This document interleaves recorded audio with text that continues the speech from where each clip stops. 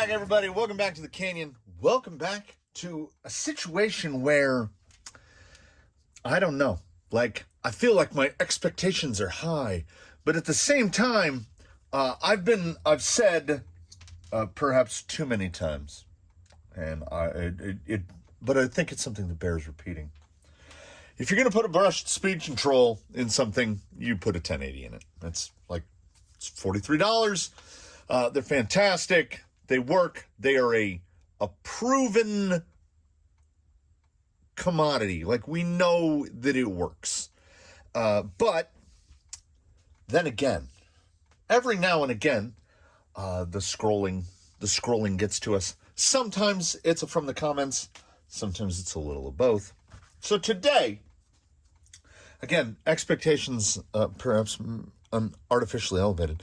Radiolink Cool 9030 brushed ESC for cars and boats.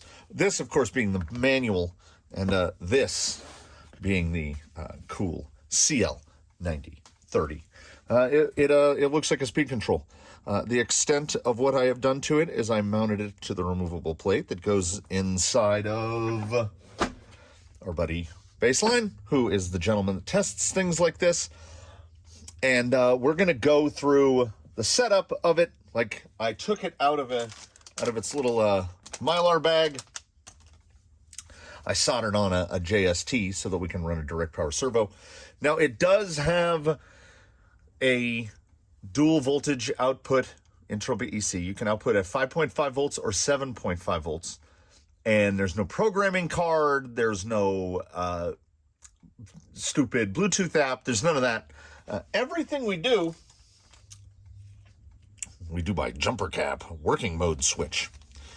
So we've got them marked right here. We have position 1, 2, 3, and 4. I had this sort of memorized.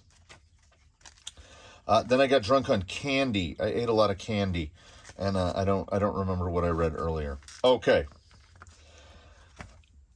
Usage of jumper cap. So if both are removed, if we don't put a jumper in 1 and 2, we're in what's called normal mode, which if you pull the trigger backward, it goes forward. If you don't do anything, it does nothing. It just sits there.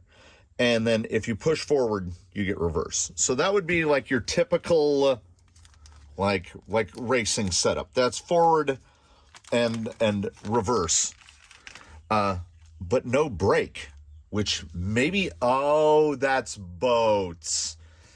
Okay, so if we have no jumper, you're a boat.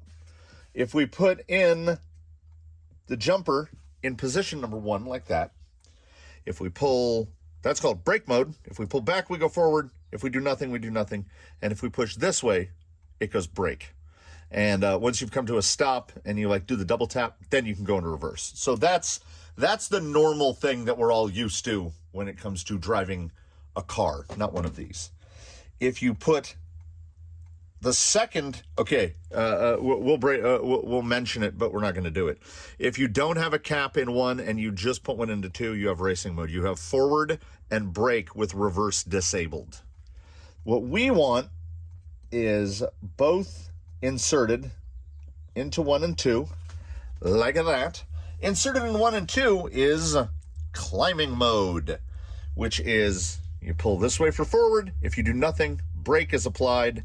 And if you push that way, you get reverse. That's where we want to be. Now the others, slot 3 is for battery type.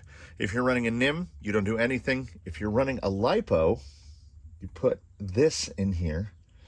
And this controls the cutoff. It has variable cutoff. And then the final jumper is for BEC output. 5.5 volts is with nothing inserted, and 7.5 volts is with the jumper in. So despite the fact that we're running a direct power servo, I would just put it in. That way I don't have one loose jumper rolling around. These, I want to say these receivers can handle some obscene amount of voltage, 18 volts, 20 volts, something like that. They can handle quite a... Is it written on? Oh, it's in a box. I was going to say, I think it's written on the Radiolink receivers how much voltage they can handle. I didn't bother to look it up. I was looking around. I was going to get some tape and tape the switch, and then realized that there's a little notchy on the side. Finally, someone has given you a switch with a little notchy on it, and you just go like that. Like, why are they all not like this? I don't know. We are going to go, is it long enough? Yeah. We are going to go this way because I mounted, I taped it down a little too far over to the side. I realize I'm describing things out of frame. So we're going to mount it switch facing in. Because we hot swap electronics so much, I only use 2 screws. I could probably honestly get away with 1, but we'll do 2. We are going to plug this in, and we're going to get to the calibration of this. And I believe, most importantly, what should we, I want to say that these things are reverse. I can't remember. We're gonna hook it up just like this, though. Why are we even testing this thing? Let's come around to answer that question, and it is a very quick and very easy answer. It's not the price point. The thing's about $30. I'm not that hungry to save like $12, $13. Why are we doing this? That battery right there, of course, it's under the strap. That is a 4S battery. Yes, ladies and gentlemen, this is a $30 brushed speed control that is 4S capable. I have never put, I don't believe I have ever put 4S into a brushed motor. So, like, if you can, why would you not? So we're really going to embrace a little bit of, before I get to the BP tone part, we're really going to embrace a bit of volt up, gear down, because we're going to be running a brushed motor on 4S for the purposes of this testing. Because if we're not going to test it on 4S, why are we going to bother to test it at all? Luckily, Flash Hobby Servo can handle 4S direct. So it'll be the first time and potentially the last time that Baseline sees 4S in his servo or any of his electronics. So as I said, gear up, volt up, gear down. We have installed an Injora tuned machine back in frame, 55 turn, because I was thinking we're gonna want something pretty slow to feed 4S into. We will see if I chose improperly. The drive back will determine that for us. Making sure this is off. And it was on. Okay, so that's off.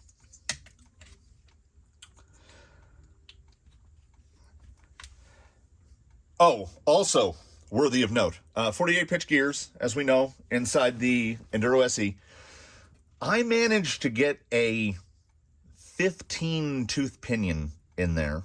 And as there's the intermediate gear, the 2-to-1, the hat gear, that is the equivalent of running a 7.5 tooth pinion. I looked for a 14. A 14 will fit, but I could not find a 14 that fit because this Enduro motor has a little bit of a short shaft on it. So I didn't have a 14 that would fit. So I went with a 15, which also is not gonna sound super great. A little I probably should have put a little bit of grease on that. I'm used to running my my day-to-day Fusion SE in here, which runs on a 22 tooth pinion. So it has your typical calibration. You hold the trigger at full throttle, turn it on, 3 beeps, and that's it. And it should be calibrated now. Okay, this was a concern that I had. So we with that lack of adjustability and everything just being adjusted by jumpers, we don't have any control over pulse width. So we can get a little.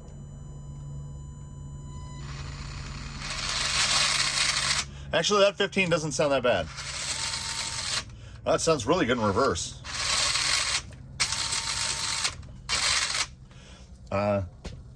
you know, 4S through a brushed motor. The drive back, okay, full disclosure, everything on the table. The drive back is the drive back, but if this thing is doing like 2 miles an hour, I am just going to come right back around and change the pinion, and I'll tell you about it when we get out there. But I'm hoping that looks about right. So 4S into a 55 turn, I don't know where, I have a baseline, but I don't have a baseline to work from. This is definitely uncharted territory. I really am going to keep a look on motor temp, as also it's like 85 degrees right now. This is the warmest it has been in, I don't know, 6 months. So let's body up. Oh, here's another thing I'll have to get used to. 4S. Yeah! All right, Radiolink Cool 9030. Let's put it on some rocks and no holds barred, man. How do we feel? Now let me say, the drive out back did tell me one thing. The 15 is actually maybe a hair slow. I would probably go up 1 tooth. I would probably go to a 16. And it doesn't sound great, but it doesn't sound awful either. And I can't fault the low speed. Brushed on 4S, there's a good amount of torque. I'm hearing a good bit of pulse width here at super slow speed. But what we have to do, I think, to be fair. Now, to be fair. To be fair. To be fair. What I have assembled here is a combo and about as economical as you could get. Like, if your goal is to save money, we're there. And what a strange thing. If your goal is to save money, but also run 4S on a brushed motor,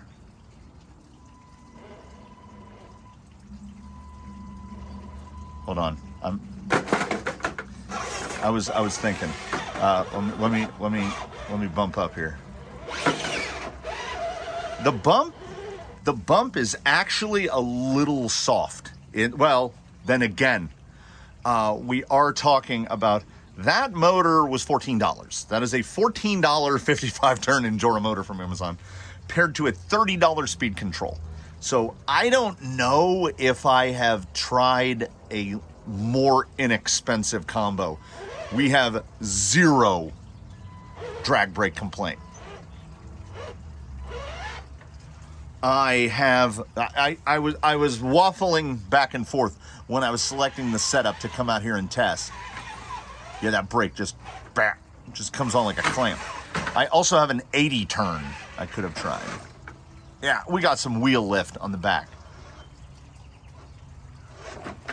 It's the you know what? Because I'm mentally comparing here a little bit more to something RTR, because if we don't have a range of adjustments, if I can't adjust punch, if I can't just adjust drag brake rate or drag brake force, stuff like that, we're looking at more of an OE grade replacement level speed control. Obviously, we don't have the range of adjustments that we would have on a 1080, much less a 1080 G2. But we do have the ability to run 4S. And this servo is dumb on 4S. Now, I would say, I think the 4S, much like how the hot racing DS4 isn't specifically made for crawlers, it just happens to work in them. I think this speed control kind of falls into that same category. It works in a crawler, but few of us need a 4S capable speed control that has no adjustments beyond the ability to turn on the drag brake and change our BEC voltage. That's all we've got. Now, that said, we're going to have to, I have talked what I need to talk about that. So you know what I'm going to do? We're going to do something otherworldly. Yeah. The low speed control is great. It's really good. The trigger, now see, to me, here, I have to issue yet another disclaimer. The trigger feel is great, and I say that coming from a position of someone whose fleet is almost exclusively Fusions and Outrunners, which have phenomenal trigger feel and a mountain of torque from the go. So if I say that this feels pretty good, it feels pretty good. And worst case scenario, if you got yourself one and didn't like it, put it in a boat. Yeah, and honestly, okay, so what we've got, if this is close enough to camera and the wind isn't drowning it, the mic is probably picking that up better than my tinnitus-ridden ears are. I can hear it a little, but it's got less pulse width noise than most anything Castle, including like a Slate setup.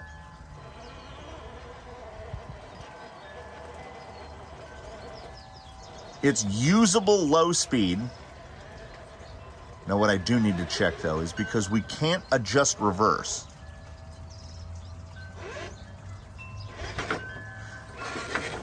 I would probably dial in a little bit of brake curve. It's a little sharp on reverse, but like we're talking, if you want to talk about a minor complaint, it's that it's a little tiny bit sharp entering reverse, not like an RTR where it's like 3-position switch. So you know what we're gonna do? We're gonna do this. Here's what we're gonna do. I have it in there. It's a 5-minute swap or less, including the drive back. I'm gonna go to a 16 because I think it will just sound a little smoother. I don't know if I'm just getting used to it or this is also those 5-pack bags of pinions from Amazon. That's how I kind of flesh out the holes in my pinion gears. And then once I find a gear that fits the rig the way I need it, I buy a Robinson. But I can't go out dropping $8 to $10 on 30 different pinions. It's ridiculous. So we find the pinion we need. Like his day-to-day is a Robinson 22. And usually when I test things, they get tested on a Robinson 18. Those pinion gears are made better. I'm not sponsored by Robinson. I don't get any money from them, but I do recommend their pinions above all other pinions. Just buy a Robinson pinion. When you're finally getting the pinion that you know the size that you need and you're not going to change it again, buy a Robinson or a Robinson Absolute. They're fantastic. They'll probably outlast the vehicle. They make aluminum ones as well if you're kooky. But what we're going to do is I'm going to take out the 15. I am going to take that motor out, and we're going to do something dumb, diddly dumb. We are going to put a 16-turn 5-slot Radi sealed can stock motor that comes in these things, and I want to see what does that motor feel like on 4S. I just kind of want to find out, because I've said that in the combos that come in these and in every other element, you've got a Radi SC480X, which is very hot garbage, and paired to one of those Radis, which are my least favorite motors of all time. So let's see what that least favorite motor feels like in this rig on 4S on the cool 9030. If this speed control can make that motor feel even not awful, I would call that a resounding win for this Radiolink speed control. So let's head back, baseline, and let's do another heart transplant. Wheel back into the shop, grab the infrared pyrometer, is that what we're talking about? Hit it with the magical pixie beam, and the motor is at like 93 degrees, and I go, oh, is that too hot? Yeah, you know what else was at 93 degrees? Everything else. The fenders, the tires, the battery. Like I said, it's about 85, 86 degrees out here, so everything was just the same temperature. Reached down into the spares bin, we grabbed the Reedy. I had never paid attention that the 540 5 slot is a 16 turn, and the 550 5 slot is a 14 turn. I had apparently stolen the bullets from the 540 at some point, so the 550 is in there. I did indeed put in a 16 tooth pinion. You can tell it's done significantly better, but it's a absolute rocket ship. And because of the big snout on a cheap sealed can, this is the smallest pinion that will fit. So 14 turn 550 5 slot on 4S might be a little too much pepper, but I'm just anxious to see. Like, I would definitely want to dial. We can get a little bit slow. Drag brake. Yeah, there's that Reedy that I know and love. So less drag brake force than an Endura 55 turn that cost $14. I think it was $13.98. But at the same time, you gotta be. I'm using the edge of my fingernail just to like brush against the trigger because I don't want to. Oh. The fact that I can modulate it to this point is truly remarkable.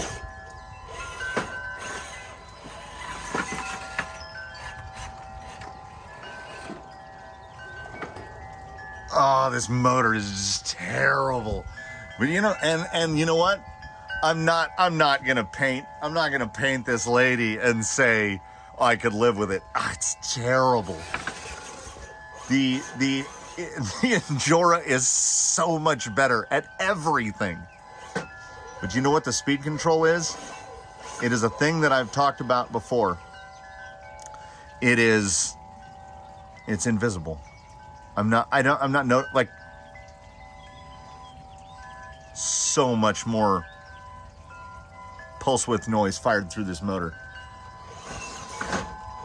Yeah, and just like you have to use sniper finger to keep the wheel speed down.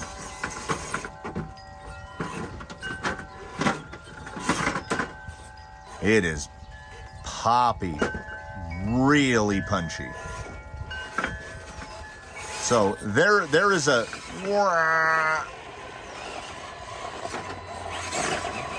grand experiment executed.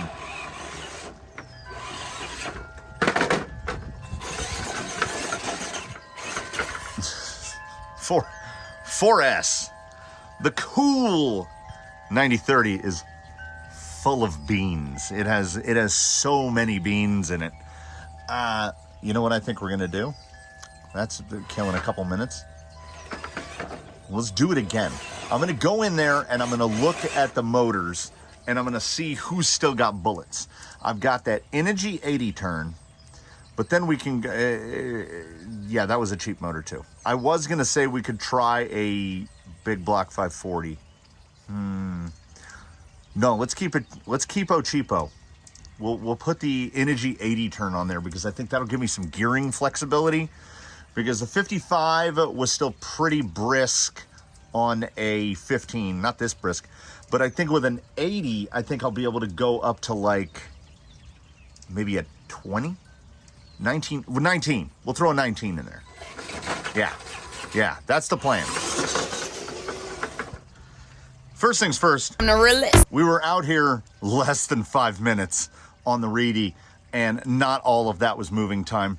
If we want to say 30 seconds each way on the drive there and back, yeah, sure. I threw a couple Brodies on the way back because it had way too much wheel speed.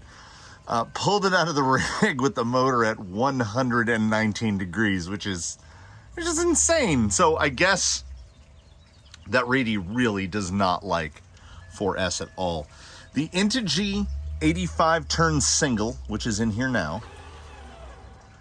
I mean, I've said before, the bigger the pinion gear, the better the mesh. This is a stock / pinion gear. I literally could have my own box of 19 tooth 48 pitch pinions, which come stock in Trex's slashes. It is buttery smooth, and I would be running. Oh, that's nice. I would be running the same gear that I run on the Fusion SE, like a 22, 23, probably, because this thing, I go by cruise control is now what I go by to determine the gearing. Cruise control on the good old RC4 GSV3. If you haven't set up your cruise control, absolutely set up your cruise control. There's a video about it. Then you can monitor, like I use, for those unfamiliar, cruise control is activated here, and then I adjust the velocity of the speed control with the of the cruise control with the knob. So that is set up on my channel 3, which is right there, and as you'll see, it says plus 95. So it's at 95% throttle to be at my walking speed. I want to be around 70%. I never knew this. The cruise control, again, brought to me by Radiolink. I didn't know. I would just kind of go by feel. Oh yeah, this actually feels really good.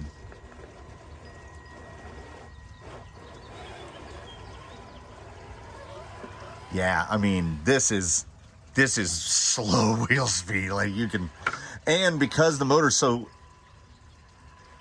slow, oh, it feels really silky.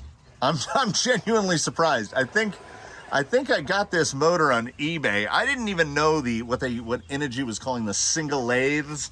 I didn't know that the Energy singles, the high turn signals, still existed. Found this one on eBay or from someone on the Amazon storefront. And because at a time when I was trying to slow a rig down, there's just you know, the 85 turn, there's just so much torque. And honestly, the smoothness level here, it's still trigger positioning. You can feel the weakness of the Cool 9030. It doesn't have the adjustments. But here is what I will say, and I guess what we will bring to the close of the Cool 9030, because I don't know, like, how do I recommend this to someone? What is the market? Who is the crawler guy that is like, I want a speed control that's better than an RTR speed control, needs to be 4S capable, and doesn't have any adjustments that I can make to it? I don't 100% know who the market is, except maybe like the aforementioned hot RC DS4A, a boat. It works in a crawler, and honestly, it feels good. If we were talking about another particular speed control that has a number in its name, incomparable how good this is by comparison. Here is what I will say in closing to you good folks about the Radiolink Cool 9030. If this was the RTR speed control that came in vehicles, they would sell a whole lot less 1080s because it's pretty good. Is it good? And it falls into the very same category where I put Element shocks, particularly Element factory team shocks. They are excellent, and one could even elevate that to superb if we consider the fact that they are included when you buy a kit, like a gatekeeper kit or a builder's kit. You get those shocks, and those shocks are very good because Associated has been making very good shocks for a very long time. They are very good. I would put them above Incision shocks. But I am not telling anyone to go out and buy them. They're fantastic because they're included with a rig. This speed control would be fantastic if it was included with the rig. If the Enduro SE had come with this, with a Cool 9030, and not an SC480X, it would probably still be running it now. This is an aftermarket speed control that could genuinely be classified as the best RTR brushed speed control that never was.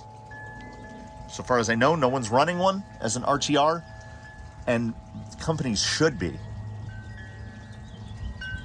It's certainly better than a Dynamite 2212/8E5, whatever versions of the 1040 or 1060. Yeah, I'll categorize it. It goes 1080, this. I'm not recommending that you rush out and buy one unless you want to try brushed motors on 4S, just because it's, I don't know. This motor is so soft.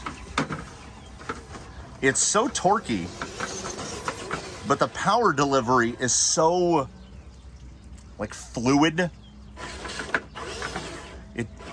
It doesn't, there's no jerkiness to it at all. And I have to think that at least part of that is from the speed control, is due to the Cool 9030. Never in my life did I think I would be sitting back here on my bucket chair in one of my favorite places in all the world, piping 4S into an 85 turn single brushed motor that I thought had been discontinued a decade ago. I say this right here and now, not trying to be sarcastic, not being facetious, but quite literally, what a time to be alive. It is nice to come out here and be pleasantly surprised by something. And I am pleasantly surprised by this. The trigger feel is good. It does indeed run cool. I mean, you know, it doesn't have a little wizard living inside of it, so it can't make a reedy 5-slot not awful. But it felt good on the 55 turn. So this is an option, particularly for those that are out to build something that you don't want the cachet stuff in, if you know what I'm getting at. Are you putting something together for a particular a close associate of yours who's, say, like, I don't know, 12?